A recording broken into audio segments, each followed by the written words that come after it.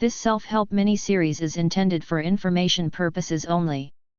It should be used with caution, and may not be considered as an alternative for psychotherapy or medications.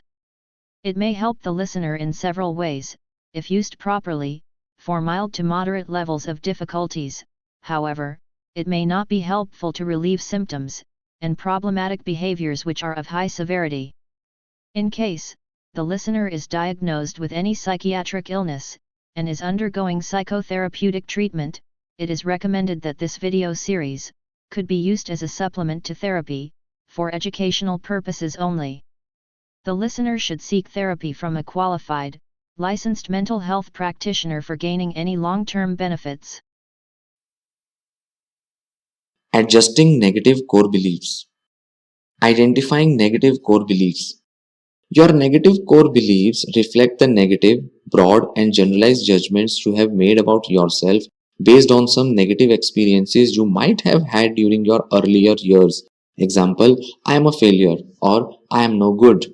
If you are not clear as to what your negative core beliefs are as yet, you need to first pin them down and identify them before you can start changing them. To uncover those negative core beliefs, you will need to think about the implications of the specific clues and information you already have. That is, think about what they say about the overall view you have of yourself. Some areas to consider in identifying your negative core beliefs include negative life experiences you have already identified, biased expectations you have noted, negative self evaluations you have become aware of, difficulties you had thinking of your positive qualities, what you fear will be the outcome if you don't fulfill your old rules.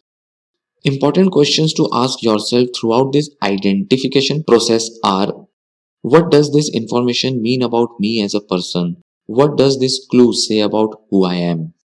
Adjusting negative core beliefs. Once you have identified the negative core beliefs which you hold about yourself, you can take steps to adjust these and develop more balanced, helpful beliefs about who you are as a person.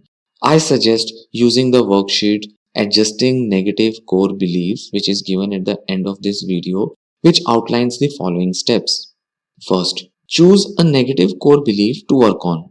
Note how much you believe the negative core belief now, when it is most convincing and when it is least convincing. Note how the negative core belief makes you feel. Second, develop a new balanced core belief. When developing a new core belief, you want to aim for something that is more positive, balanced, and realistic. Think of something that is a more accurate reflection of yourself. It is important that the work you do on your negative core beliefs is not just about squashing the belief that you have been carrying around, but also about promoting a new balanced view of yourself.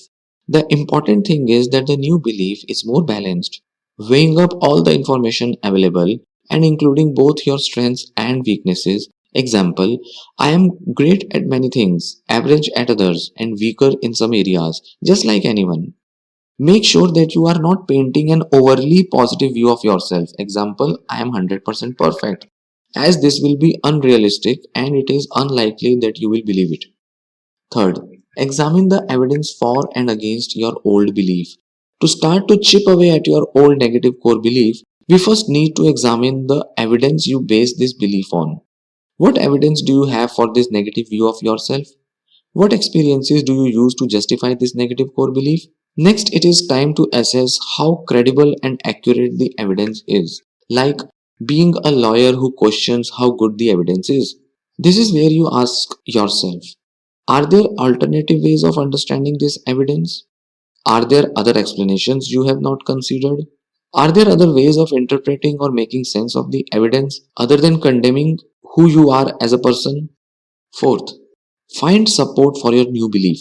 Firstly, gather evidence that is consistent with this new view of yourself, paying attention to evidence from the past or present and looking out for appropriate evidence in the future. Secondly, you need to experiment with this new view of yourself. This means that you need to test it out, try it on for size, and act in ways that are consistent with the new you. Ask yourself how someone who believed this kinder view of themselves might act or behave. What things could you do to obtain more evidence for your new balanced core belief? What new experiences might further support this new perspective you are developing? Fifth, evaluating your new and old beliefs. Once you have been through the step by step process for adjusting your negative core beliefs, it is important to reflect on what impact this process has had on you. You can do this by re rating how much you now believe your old negative core belief and compare it to how much you now believe your new balanced core belief. This rating might be something you keep coming back to and reviewing because these beliefs will tend to further strengthen over time with practice and the old beliefs weakened.